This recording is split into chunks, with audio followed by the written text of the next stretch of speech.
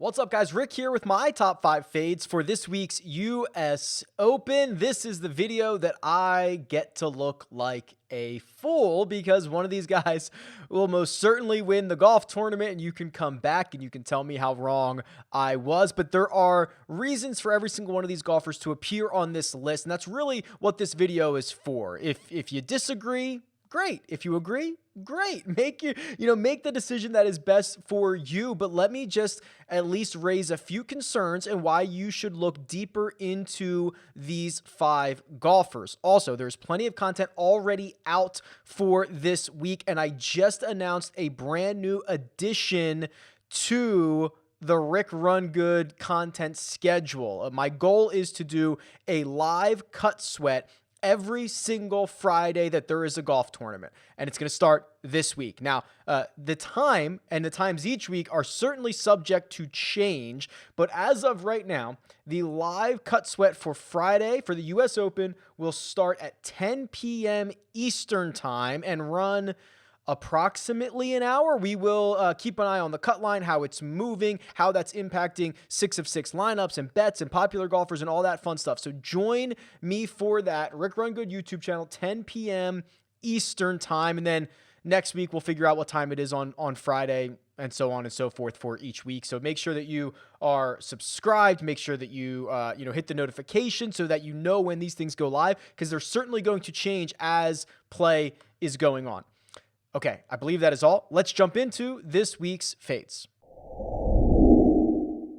First up is Cameron Champ. And I think what a lot of people do when you go to Torrey Pines or you go to a major championship or you go to a place that has a big number on the scorecard in terms of yardage, you just start throwing any bomber that you can into your lineups or on your betting card. And while Cam Champ is certainly a bomber, I have a lot more concerns. It starts with the fact that he's missed 3 cuts in a row, and in 2 of his last 3, he's lost strokes off the tee. That's terrible because he had a stretch of basically 20 events in a row where he gained off the tee. If he loses that, he's completely toes up. He's consistently losing strokes on approach, and he has gained strokes putting 1 time since the Masters, the November Masters. That's right. It has been that long.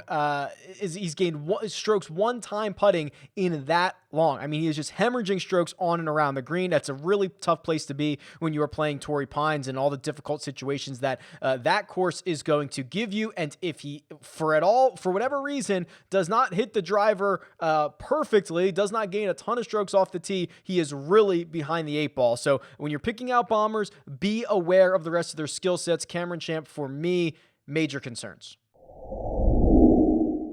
Next up is Wilco Nienaber, and I get it. This guy is an absolute bomber. He makes Bryson look short. He's fresh off his 14th place finish at the Palmetto Championship, but I am very concerned about Wilco. I've been trying to dive a bit deeper into his European Tour stats, and while he is an absolute stud off the tee, the rest of his game doesn't seem that strong. He's 144th on the European Tour in greens in regulation. He is 142nd in putts per green in regulation, and he's 145th in stroke average. He's not all that well-rounded. There's an argument to be made that he had kind of a ceiling week at Palmetto, and even if, I think I would even feel better if the Palmetto Championship, if Congaree looked anything like we are going to get at Torrey Pines, but these 2 courses couldn't be any further apart. There is 0 rough at Congaree, and there is all rough at Torrey Pines. I just really think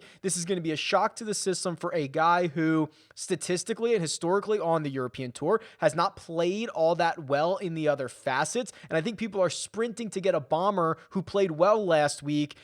And I think that might be a mistake. He can certainly prove me wrong. Strong guy, might be able to move it out of the rough, but his European Tour stats certainly do not align with someone who is well-rounded and consistent from week to week. Next up is Joaquin Niemann, and as much as I love this kid, I think his ceiling is so incredibly high. He is just getting better seemingly week by week, month by month. There's something going on with his short game right now that I'm pretty worried about. He has just been losing a ton of strokes around the green. He lost 2 around the green at Memorial in 2 rounds. He lost nearly 3 at the Charles Schwab Challenge, his start before that. At Kiowa, he lost nearly 4. And at the Wells Fargo Championship, he lost 2.97. That's his last 4 starts. He's not historically a great around the green player, but this is a sustained stretch of poor play trying to get up and down. And when you go to Torrey Pines and you miss greens, you are often going to have to get up and down for par. A par is a good score on a lot of these holes. It's what Patrick Reed did constantly en route to his victory here in January. Miss the green, get up and down, roll in enough putts and move on. You can lose a ton of strokes in this Kikuyu rough greenside. It can just eat you alive. And for someone who's already losing there significantly to the rest of his peers, I'm worried it could get even worse this week. So unfortunately, I'm a little bit out on Joaquin Niemann this week. I wish it wasn't the case. He is so talented. He's an excellent player, but this stretch of golf that we have and now heading to Torrey Pines really, really worries me. All right, the next 2 are really going to hurt. Let's start with Justin Thomas, who I love, made us all a lot of money at the Players' Championship, hasn't played particularly well since. And I think I am simultaneously worried about the longest club in Justin Thomas's bag and the shortest club in his bag. Let's start with the longest, the driver. We know that he is okay off the tee, right? In terms of strokes gained off the tee, he gains a little bit, but he does it mostly through driving distance. He's 49th on tour there. The problem is he's 154th in driving accuracy, which means he misses a ton of fairways. When you miss fairways at Torrey Pines, it is going to be tough sledding the rest of the way. I mean, it's just so incredibly difficult. You're not, it's supposed to be like a half stroke penalty every time you miss a fairway. That's kind of what we've seen historically at Torrey, especially for a US Open. And then you look at what he's doing with the putter and it gets even uglier. I mean, he's capable of hemorrhaging strokes on the greens like he did at the Memorial. He lost 8.4 strokes putting. Is he going to lose that many? Probably not, but he did lose 6.5 at Valspar, still finished 13th there, which is unbelievable, first of all. But these Poa annua greens, they're very, very difficult to read. They're very tricky. There's a lot of things that you can't control on them. And he also doesn't have the same level of experience that his peers do. He's only played at Torrey Pines twice. It was 2015 and 2014. I throw all of that together. I look at it, I see his price, and I see all the other guys around him, and I just have more worries about JT. I think there's going to be better spots to deploy him. He might make me look very silly here, but I'm not that excited about Justin Thomas this week. And finally, it's Bryson DeChambeau. But I want to be very clear about something here. As I've said all week long, Bryson is designed for US Opens. The thick rough, his ability to extract it from there is critically important. But I've been hearing something over and over this week that I don't necessarily agree with, and I want to dive a little bit deeper into it. And I would normally put a graphic up here, but I'm actually going to show you my screen so that we can do the raw data here just to make sure we're all on the same page with Bryson. This is the holy grail on RickRunGood.com. It's every round that Bryson DeChambeau has played back to 2015. And the story that I'm hearing this week is that Bryson is a good putter on Poa annua greens.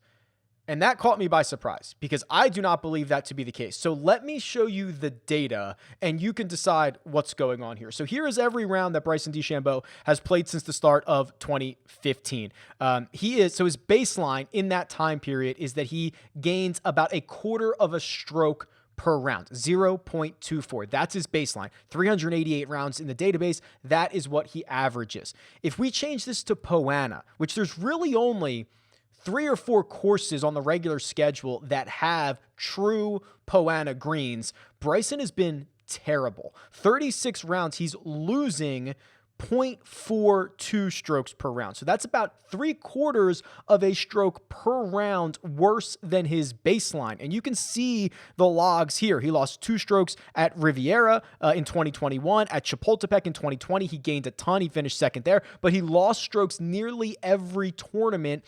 It's dating back to 2015 on Poa annua greens. Okay, so that is what I see. I say, okay, wow, he's really bad on Poana, or at least he has been in 36 rounds. You can argue if that's a big enough sample size or whatever. So I don't know why I think I know why people are saying he is good on Poana, because if you switch to the hybrids, bentgrass / Poana green. So there are a lot of courses on the PGA Tour that have some percentage of bentgrass versus Poana. They're a hybrid mix, a hybrid surface. Well, if you look at that, Bryson's awesome. He's gaining 0.6 strokes per round on the putting surface. So that's like what, a third of a stroke better per round on those surfaces. And you can see he's absolutely dominated on them. Now, if you do both, if you do bentgrass and Poana plus the pure Poana strains, he is very close to his baseline. So you have to decide what is important to you here. The idea, these are kind of more pure Poana greens out here in Torrey Pines. And on those surfaces alone, Bryson has been very bad. If you are willing to throw in his hybrid mix stuff, he gets much better. But I just want to kind of debunk this, or at least discuss what people are saying when they're saying Bryson's putting splits. Okay, so hopefully that is a bit more insightful. Putting on Poana greens is very difficult. It is kind of more random than a lot of other surfaces, which Bryson probably does not like all that much. But the long game for Bryson should be great at the U.S. Open. But I really just wanted to dive into something because I was getting a lot of questions about it, and now you have the data and you can take it for what it's worth, and you can decide what to do on Bryson DeChambeau. All right, that'll do it. My top 5 fades for this week's U.S. Open. Certainly, you'll be back on Sunday evening or Monday when one of these guys wins the golf tournament, but hopefully it allows just for a little bit of a deeper dive into a couple of names that are out there. Tweet me at RickRunGood. Leave a comment below. Let me know what you think, and best of luck this week. I'll talk to you guys soon.